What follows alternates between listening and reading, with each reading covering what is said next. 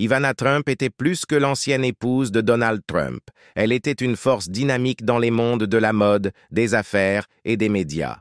Née en Tchécoslovaquie, elle a émigré aux États-Unis, où elle est devenue une mannequin et une entrepreneuse à succès, construisant son propre empire.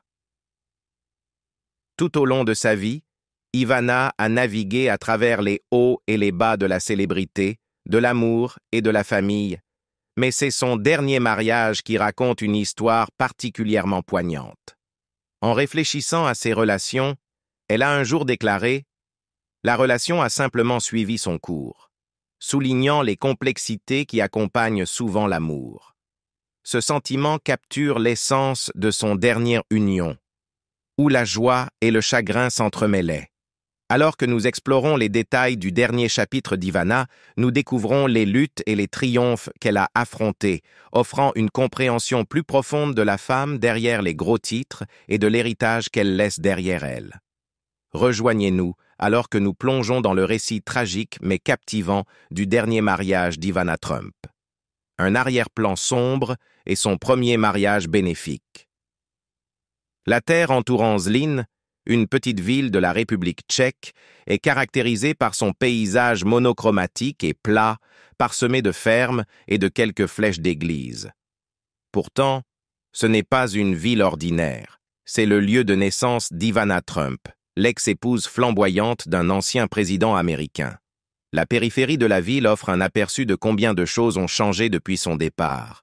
Une rangée éclatante de logos de voitures de luxe, BMW, Audi, Mercedes, aux côtés d'un panneau publicitaire présentant une femme en lingerie noire, faisant la promotion d'une procédure de réduction de graisse. Bien qu'aucun de ces éléments ne porte le nom de Trump, ils reflètent de son style, son éthique et son penchant pour l'excès. Ivana a quitté Zlín il y a 5 décennies, bien avant que les concessionnaires de voitures de luxe n'apparaissent, bien avant qu'elle ne rencontre Donald Trump et qu'elle ne donne naissance à leurs premiers enfants, Donald Jr., Eric et Ivanka. Au cours de sa transformation en glam ma, une femme d'affaires partageant son temps entre Saint-Tropez et Manhattan, elle porte parfois des vêtements si lourdement ornés de cristaux qu'ils entravent sa capacité à marcher.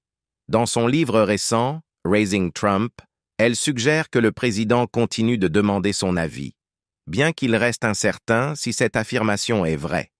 Quoi qu'il en soit, le parcours d'Ivana, passant d'une écolière de l'ère soviétique à une figure célébrant Thanksgiving avec la première famille à Mar-a-Lago, en Floride, est remarquable.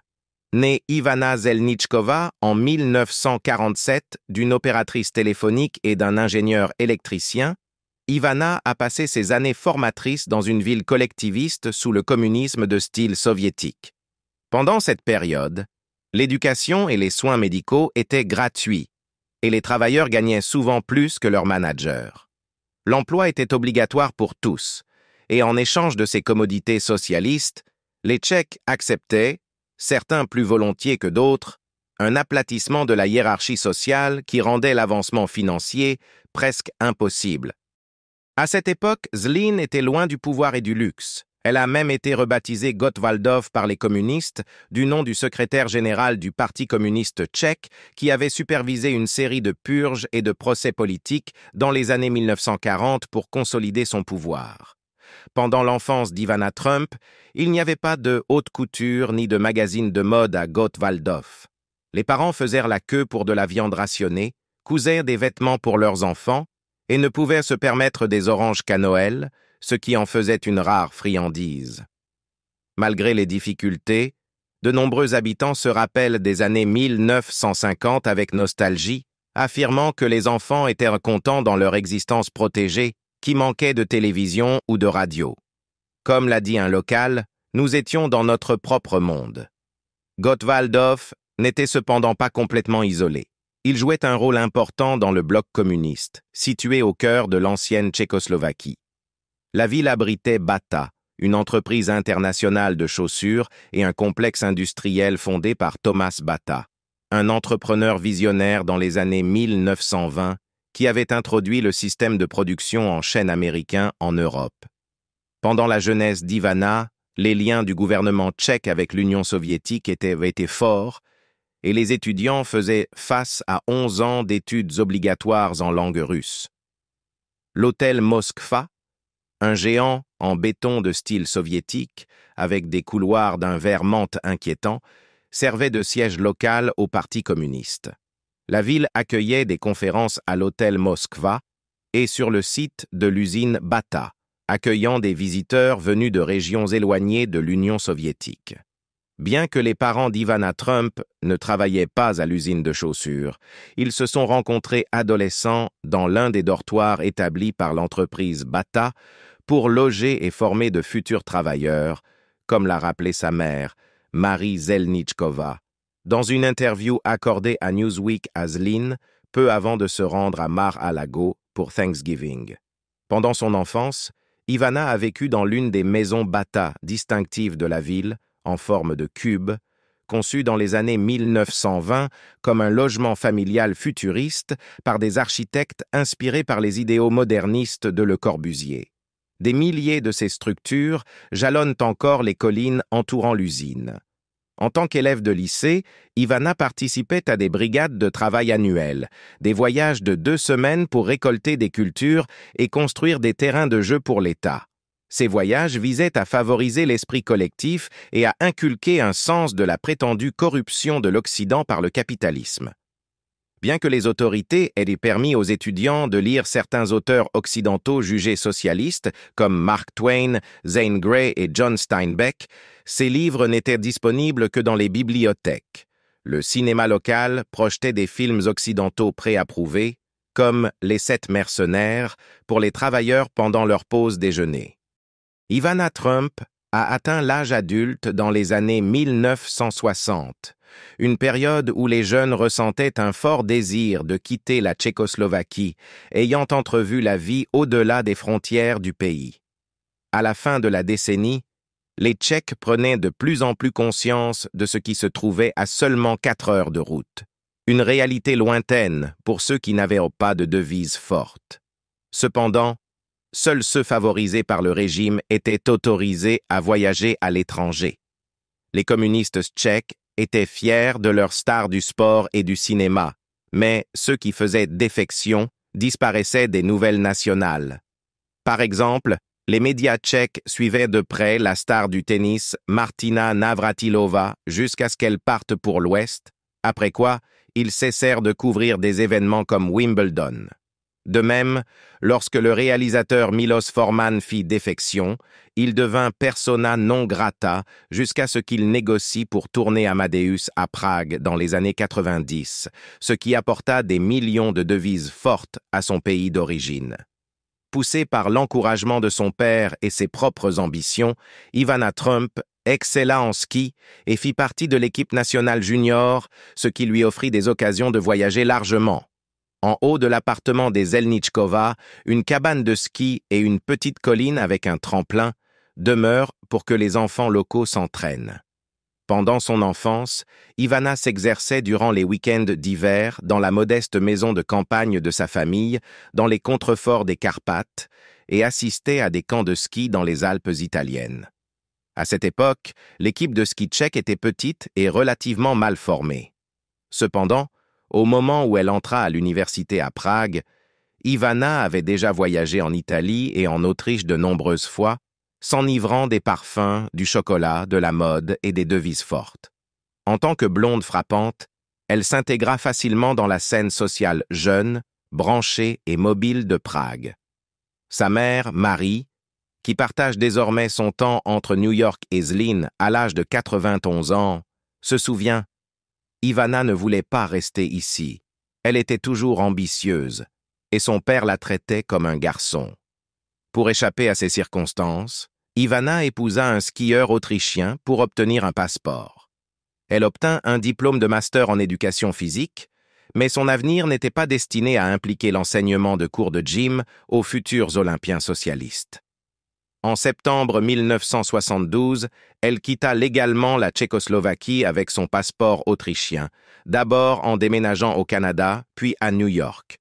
Bien qu'elle ne fût pas assez célèbre pour que le régime l'efface, une fois marié à Donald Trump en 1979, un magnate de l'immobilier américain bien connu, le service secret tchèque commença à l'espionner tant à domicile qu'à l'étranger et aurait interrogé son père à son sujet et celui de Donald après ses voyages aux États-Unis. Contrairement à Navratilova, Ivana Trump n'a jamais été officiellement disparue par les autorités communistes. Bien qu'il n'y ait pas de plaque en son honneur à Zlín, les habitants remarquent souvent qu'elle a eu de la chance d'échapper à son destin. Aujourd'hui, elle est considérée comme la deuxième résidente la plus célèbre de la ville, après Thomas Bata. Cependant, des histoires circulent encore sur Ivana skiant en direction de l'Autriche sous le feu des gardes-frontières tchèques, une histoire qu'elle a popularisée dans son roman semi-autobiographique Post-Divorce for Love Alone, qui a été adapté en une mini-série télévisée. Ivana Trump n'a jamais oublié sa ville natale. Elle est revenue fréquemment tant que le régime communiste soutenu par les soviétiques est resté au pouvoir, emmenant ses enfants rendre visite à leurs grands-parents. En 1987, juste 2 ans avant que la Tchécoslovaquie ne se libère de l'Union soviétique, la Trump russophone, désormais une glamour et occidentalisée mondaine new-yorkaise, accompagna son mari lors de son premier voyage à Moscou, lui faisant découvrir la culture slave. Bien que leur mariage ait finalement abouti à un divorce, leurs cercles sociaux ont divergé de manière significative. Donald a gardé des liens avec la Russie, tandis qu'Ivana, l'ancienne écolière communiste devenue Glamma, a embrassé Chanel, Dior et les autres marques occidentales qui l'avaient captivée durant ses années derrière le rideau de fer. Son mariage avec Donald Trump, en 1976, Ivana a rencontré Donald Trump alors qu'elle était à New York avec un groupe de mannequins. Le couple s'est marié le 9 avril 1977 à l'église Marble Collegiate, la cérémonie étant officiée par le célèbre ministre Norman Vincent Peale. Au cours des années 1980, ils sont devenus des figures emblématiques de la société new-yorkaise, apparaissant fréquemment dans les tabloïds. Ensemble, ils ont collaboré sur plusieurs projets majeurs, notamment la célèbre Trump Tower sur la 5e avenue, la rénovation de l'hôtel Grand Hyatt et la construction du Trump Taj Mahal Casino Resort à Atlantic City, dans le New Jersey. Tout au long de leur mariage, Ivana et Donald ont accueilli 3 enfants. Donald Jr., né en 1977, Ivana Marie, connue sous le nom d'Ivanka, né en 1981, et Eric, né en 1984. Donald Jr. est devenu fluent en tchèque grâce à l'influence de son grand-père maternel, tandis qu'Ivanka n'a acquis qu'une compréhension basique de la langue maternelle de sa mère. Lorsqu'Eric est né, ses grands-parents avaient commencé à parler anglais, il n'a donc pas été exposé au tchèque.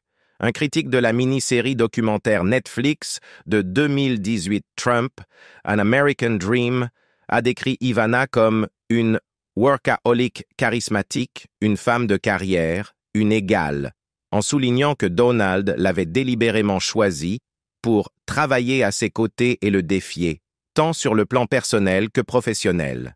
Cependant, leur mariage a connu d'importants bouleversements, attirant l'attention du public pendant les vacances de Noël en 1989. Alors qu'ils passaient des vacances à Aspen, dans le Colorado, le couple a été observé en pleine dispute après qu'Ivana ait croisé la maîtresse de Donald, Marla Maples. En février 1990, le Chicago Tribune a rapporté que Donald avait enfermé Ivana hors de son bureau, à l'Hôtel Plaza, déclenchant une bataille juridique concernant la validité de 4 accords prénuptiaux qu'ils avaient négociés tout au long de leur mariage. Bien qu'elle semble être en bons termes avec Donald avant sa mort, Ivana a laissé entendre en 2016 qu'elle n'avait toujours pas pardonné à sa seconde épouse. « Elle a brisé mon mariage », a déclaré Ivana aux médias britanniques à propos de Marla Maples. « Je n'accepterai pas ses excuses, mais je n'ai aucun problème avec Melania. » Une tragédie s'est produite en octobre 1990, lorsque le père d'Ivana, Miloš Zelníček, est décédé subitement d'une crise cardiaque à l'âge de 63 ans. Selon The Guardian, Miloš avait été un informateur pour le service de renseignement de la Státní bezpečnost de Tchécoslovaquie, transmettant des informations d'Ivana, y compris une prédiction correcte de la victoire de George H.W. Bush lors des élections présidentielles de 1988. Malgré leurs problèmes conjugaux et leur divorce imminent, Donald a soutenu Ivana lors des funérailles de son père à Zlín en novembre 1990. Les procédures de divorce du couple ont attiré une intense attention médiatique, avec des histoires en première page des tabloïds new-yorkais pendant 11 jours consécutifs et une couverture significative par la chroniqueuse Liz Smith pendant 3 mois. Lors d'un témoignage lié au divorce, Ivana a accusé Donald de viol, déclarant dans le livre de Harry Hurt III, Lost Tycoon, The Many Lives of Donald J. Trump, qu'elle se sentait violée. Cependant, Donald et son équipe juridique ont précisé que, bien qu'Ivana ait utilisé le terme « viol », elle n'avait pas l'intention que ses paroles soient prises au sens littéral ou dans un contexte criminel. Finalement, leur divorce sans contestation a été accordé en décembre 1990, invoquant un traitement cruel et inhumain de la part de Donald. En contrepartie de l'accord, Ivana a été tenue de signer un accord de non-divulgation qui lui interdisait de discuter publiquement de leur mariage sans l'autorisation de Donald. The New York Times a rapporté en 1991 que le règlement de divorce d'Ivana comprenait 14 millions de dollars, une maison de 45 chambres dans le Connecticut, un appartement à Trump Plaza et l'accès à Mar-a-Lago pendant 1 mois chaque année. 3e mariage turbulent, bataille juridique et poursuite. Ivana Trump a croisé pour la première fois le chemin de l'entrepreneur italien Riccardo Mazzucchelli en 1991. Durant une période de changement significatif dans sa vie suite à son divorce avec Donald Trump. Leur romance a pris son envol après que Mazzucchelli l'ait séduite avec un geste extravagant. Après un déjeuner charmant, il a rempli une pièce entière de roses pour exprimer son affection.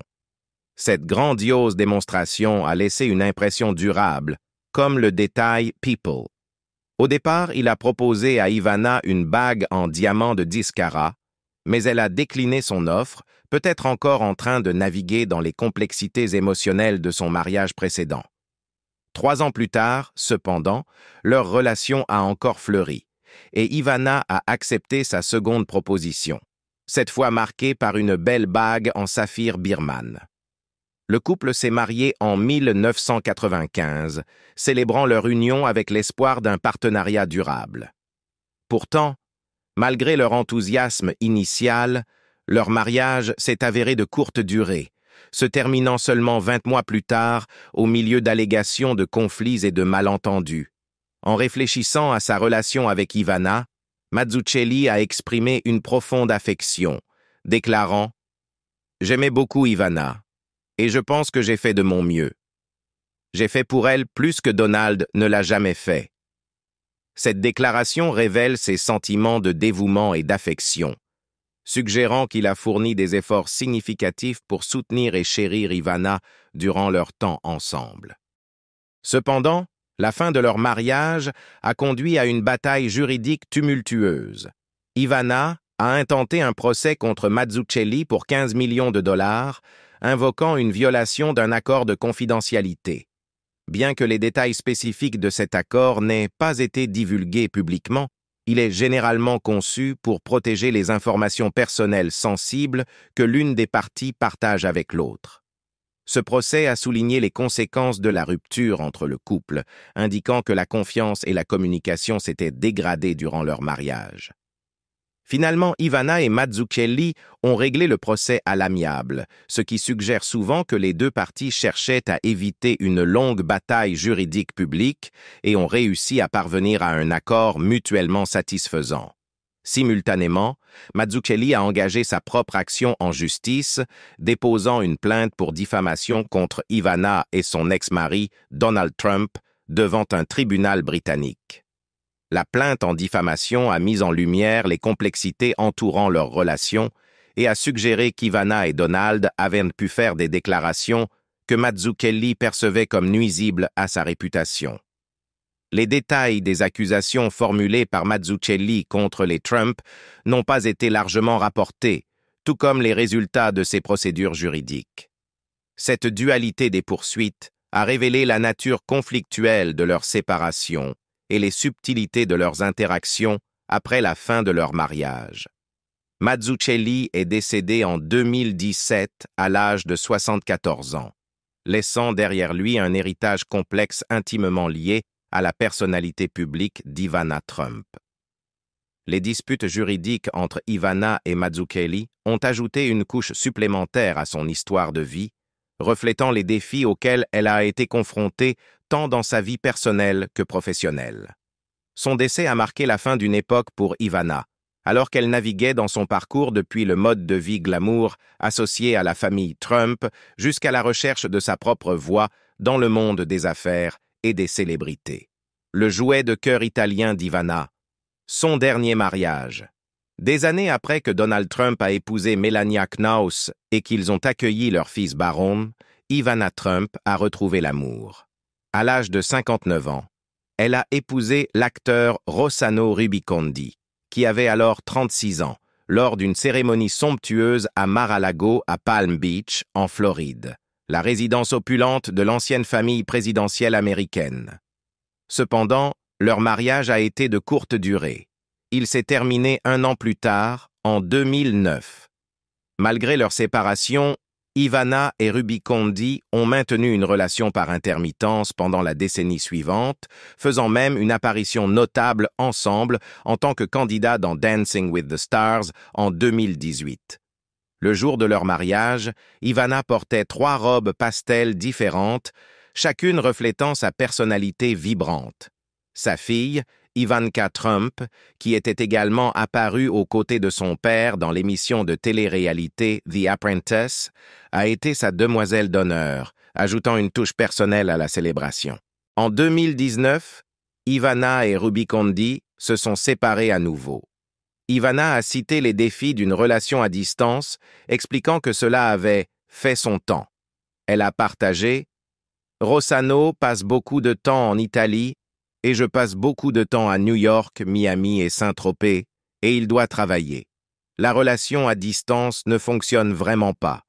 Nous avons passé de bons moments et nous sommes amis. La séparation a été amiable. » Cette admission franche montrait une compréhension mature de la dynamique de leur relation, soulignant que, bien que leur implication romantique ait pris fin, leur amitié était restée intacte. Ivana, cependant, n'était pas du genre à fuir la fascination des médias pour sa vie. Elle a embrassé son statut de figure glamour sous les feux de la rampe et a réfléchi à son approche des relations. Avec une pointe de nostalgie, elle a déclaré qu'elle en avait terminé avec le mariage, Rubicondi étant son 4e mari. « On se marie parce qu'on veut une famille », a-t-elle expliqué. « J'ai 3 enfants et des petits-enfants. Je veux juste être libre et aller où je veux, avec qui je veux. Je veux être une femme libre. Je ne veux pas sortir avec quelqu'un. J'aime avoir des compagnons, et j'ai plein d'hommes qui m'invitent à des déjeuners, dîners, bals ou événements de charité. Je ne veux pas être attaché. » Ces paroles transmettaient un sentiment d'indépendance et d'assurance, illustrant son désir de vivre sa vie selon ses propres termes. Alors que l'été approchait, elle annonçait avec enthousiasme ses projets de passer la saison à Saint-Tropez, jurant « Je vais passer un été fabuleux ». Cette déclaration résumait son esprit aventurier et son amour de la vie, promettant une saison remplie de joie et de liberté. Tragiquement, la vie d'Ivana a pris un tournant douloureux lorsque Rossano Rubicondi est décédé à l'âge de 49 ans des suites de complications liées au mélanome. Les rapports des médias à l'époque suggéraient qu'Ivana était dévastée par sa mort, indiquant la profondeur de leur connexion malgré l'historique compliqué de leur relation. Avant son décès, elle s'occupait apparemment de lui, et ils ont été vus ensemble plusieurs fois cette année-là, suggérant un lien ravivé. L'ami directeur italien de Rubicondi, Roberto Alessi, a partagé avec Corriere della Sera que Rubicondi s'était récemment rapproché d'Ivana, amenant beaucoup à spéculer qu'ils auraient pu envisager de se remarier. Mort douloureuse d'Ivana.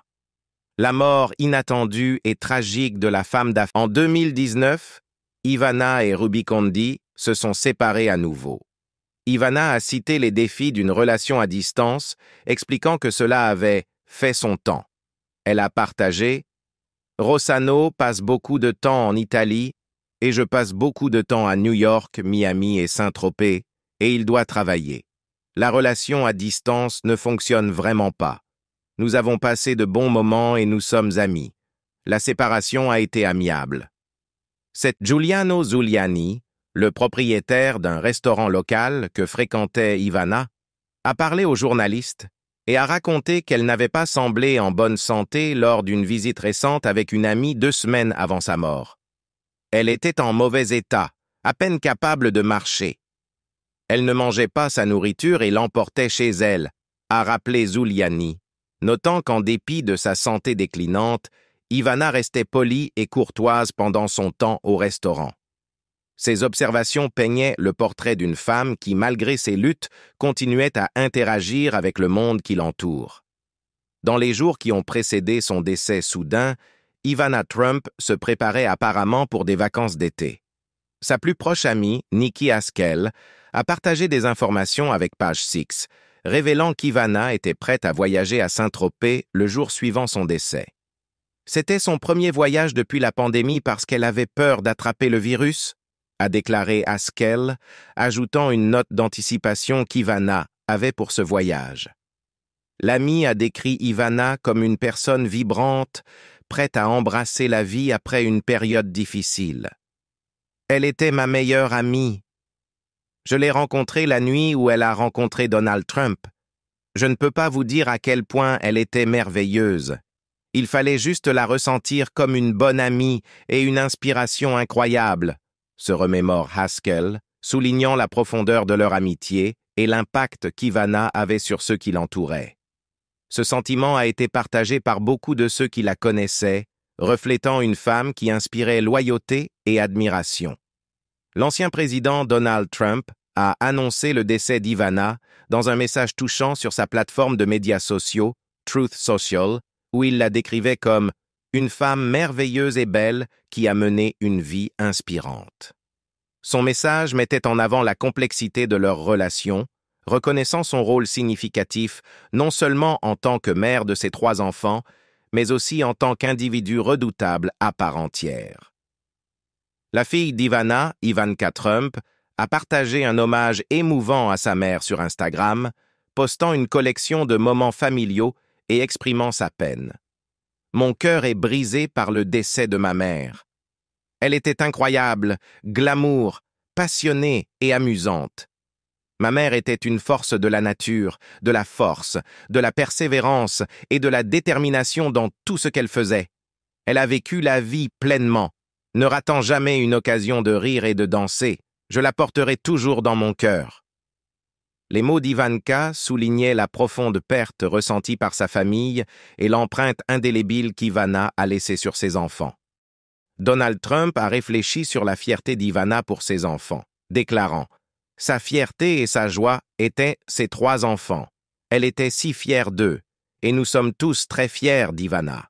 Repose en paix, Ivana. » Son hommage a résonné auprès de beaucoup, peignant Ivana comme une mère dévouée qui chérissait sa famille par-dessus tout. Le plus jeune enfant d'Ivana, Eric Trump, a également rendu hommage sur Instagram, partageant une collection de photos de famille au fil des ans. Il a écrit « Notre mère était une femme incroyable, une force dans les affaires, une athlète de classe mondiale, une ancienne mannequin radieuse, une mère attentionnée et une amie qui s'occupait toujours des autres. » Dans son hommage, il a souligné la vie multifacette d'Ivana et son soutien indéfectible pour ses enfants. Il a conclu « Ivana Trump a appris à ses enfants le courage, la résilience, la compassion et la détermination. Elle manquera profondément à ses 3 enfants et à ses 10 petits-enfants. » Le message sincère d'Eric résumait l'essence de l'héritage d'Ivana. Un héritage qui continuera d'influencer sa famille et ceux qui l'ont connue, rappelant à tous l'esprit vibrant qu'elle apportait à la vie. Valeur nette, stupéfiante qu'elle a laissée derrière elle. Ivana Trump a laissé derrière elle un patrimoine évalué à 34 millions de dollars lors de son décès en juillet 2022, selon des documents de succession auparavant non divulgués. Son testament précise que la majorité de ses actifs doit être répartie entre ses 3 enfants, Donald Jr., Ivanka et Eric Trump. Elle a également légué 2 propriétés à des amis et laissé une autre propriété à son ex-mari, Rossano Rubicondi, qui malheureusement est décédé avant elle. Notamment, Donald Trump, son ex-mari plus riche, n'a rien reçu de sa succession. L'actif le plus important de la succession d'Ivana est sa maison de ville à New York, située à seulement un pâté de maisons de Central Park. Ses héritiers tentent actuellement de vendre cette propriété pour 26,5 millions de dollars, bien qu'il reste incertain qu'ils atteignent ce prix demandé. Qu'importe le montant final de la vente, le produit sera réparti également entre Don Jr., Ivanka et Eric, comme le stipule le testament d'Ivana. Pour les enfants de Trump, cet héritage pourrait ne pas représenter une somme significative. Leur père a été connu pour leur prêter de l'argent, mais il est réticent à leur céder des actifs substantiels de son empire de 3,2 milliards de dollars. En 2019, Forbes a estimé que Don Jr. et Eric avaient chacun une valeur nette d'environ 25 millions de dollars, tandis que la richesse d'Ivanka dépassait les 375 millions de dollars, renforcée par sa propre marque de mode et son mariage avec une autre famille riche. Depuis 2019, les 3 frères et sœurs ont vendu 7,5% de leur part dans le Trump International Hotel à Washington, D.C. Cet accord était l'une de leurs transactions financières significatives, rapportant à chaque frère et sœur plus de 10 millions de dollars, selon les estimations de Forbes. En dehors des enfants d'Ivana, un autre bénéficiaire notable pourrait être Dorothy Curry, qui s'est occupée de la famille Trump pendant des décennies. Curry a commencé son temps avec la famille en tant que nourrice, décrite par Ivana dans son livre Raising Trump comme ayant des yeux pétillants et une énergie nourrissante. En tant que femme dévote, Curry se mettait à genoux à côté des lits des enfants Trump chaque nuit, leur enseignant des prières que leur mère ne connaissait pas en anglais. « Je ne peux pas dire que la religion joue un rôle important dans ma vie maintenant », a écrit Ivana dans son livre de 2017, mais je suis contente que les enfants aient grandi en disant leurs prières chaque nuit. Au fil du temps, Curry est devenue l'assistante d'Ivana et est restée étroitement liée à la famille. Curry, qui vivait dans un immeuble d'appartements de classe moyenne à Queens, a été désigné dans le testament pour recevoir une propriété en Floride évaluée à plus d'1 million de dollars selon des services immobiliers en ligne. Le testament stipulait également que Curry adopterait le Yorkshire Terrier d'Ivana, nommé Tiger Trump. La générosité d'Ivana reflète à quel point Curry était devenu intégré dans le tissu de la famille Trump au fil des ans. « Dorothy est comme une seconde mère pour moi », a partagé Eric Trump dans le livre de sa mère, se remémorant de doux souvenirs de leur temps en Irlande. « Elle s'est occupée de moi depuis que j'étais jeune, et nous étions incroyablement proches, inséparables. Je l'aime beaucoup. » Eric Trump a été chargé de gérer la succession et de transférer des actifs aux bénéficiaires, car Ivana l'a désigné comme son représentant personnel. Le testament précise que s'il est incapable d'assumer ce rôle, la responsabilité incombera au comptable d'Ivana. La succession comprend également plusieurs propriétés à l'étranger. Ivana avait l'intention de laisser une résidence à Saint-Tropez, en France, à son ex-mari Rossano Rubicondi. Cependant, cette disposition est devenue caduque après le décès de Rubicondi en 2021. Ivana a désigné une autre propriété à Saint-Tropez pour son amie Evelyne Gallet, bien que la nature de leur relation et l'identité de Gallet demeurent floues, et les représentants de la Trump Organization n'ont pas répondu aux demandes de renseignements à ce sujet. De plus, Ivana a laissé plusieurs contributions caritatives. elle a fait don de tous ses vêtements, sauf de ses vêtements en fourrure, à la Croix-Rouge américaine et à l'Armée du Salut.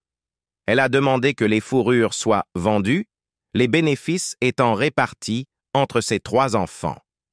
La valeur de la succession d'Ivana est suffisamment substantielle pour que ses enfants doivent déposer des impôts fédéraux. L'IRS exonère les transferts d'actifs inférieurs à 12 millions de dollars d'imposition. En supposant que la succession totale d'Ivana atteigne 34 millions de dollars, l'impôt sur la succession pourrait s'élever à 8,7 millions de dollars. Dans son testament, Ivana avait déjà prévu le paiement de cet impôt au nom de ses enfants.